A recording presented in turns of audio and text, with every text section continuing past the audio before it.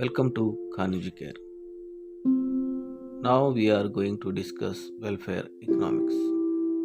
In this video, we shall discuss whether any allocations of resources is efficient or not.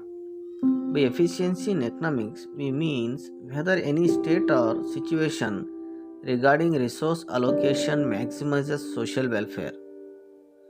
In welfare economics, attempts is made to establish criteria or norms with which to judge or evaluate alternative economic states and policies from the viewpoint of efficiency or social welfare. These criterion or norms serve as a basis for recommending economic policies which will increase social welfare. Thus, the norms established by welfare economics are supposed to guarantee the optimal allocation of economic resources of the society.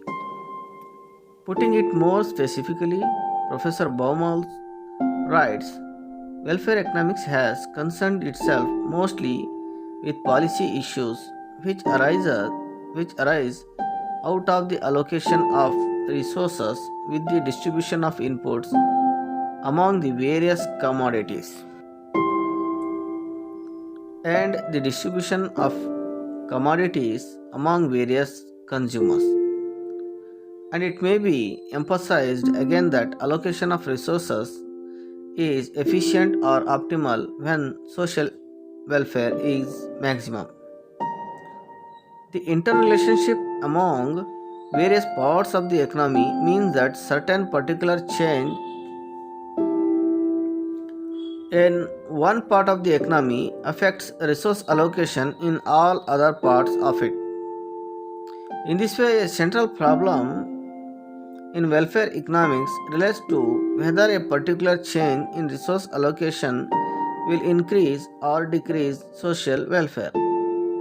However, an almost insurmountable difficulty which is faced in welfare economics is that it is not possible to measure social welfare objectively, for it involves making interpersonal comparison of utilities or welfare of different individuals comprising the society. In order to avoid making interpersonal comparison of utility, whose scientific nature has been challenged,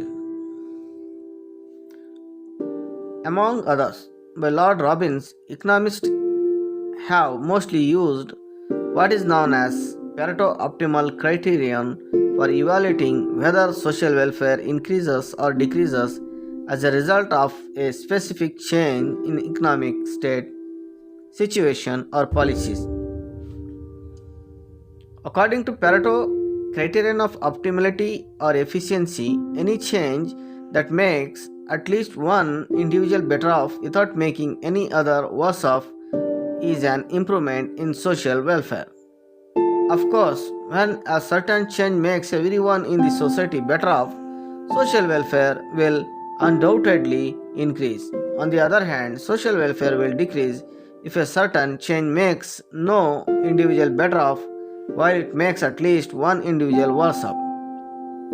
With the aid of this criterion, we can define the state of maximum social welfare or what is known as Pareto optimality or economic efficiency. Economic state or situation is said to be Pareto optimal or efficient in which allocation of resources is such that by any rearrangement of them it is impossible to make any individual better off without making any other worse off. This concept of Pareto optimality or economic efficiency is the basis of welfare economics and has a large number of applications. In applied economics, we shall explain the conditions which ensure Pareto optimality and also critically evaluate Pareto's welfare criterion in the next video. Pareto criterion and concept of Pareto optimality does not embrace those changes in economic state which make some better off and others worse off. This involves interpersonal comparison of utility which were rolled out by Pareto and his followers. Pareto laid the foundation of new welfare economics, which does not involve interpersonal comparison of utility and value judgment. Kaldor and Hicks propounded a welfare criterion which is known as compensation principle to judge those changes in situation which make some persons better off and others worse off. They have claimed that their welfare criterion does not involve interpersonal comparison of utility and value judgments. It is asserted that Kaldor and Hicks contributed to the new welfare economics, which is free from value judgments and interpersonal comparison of utility. In the development of new welfare economics, Sitosky and Little has also made significant contributions to this critical evaluation of Kaldor-Hicks. New welfare economics forms the subject matter of a separate chapter.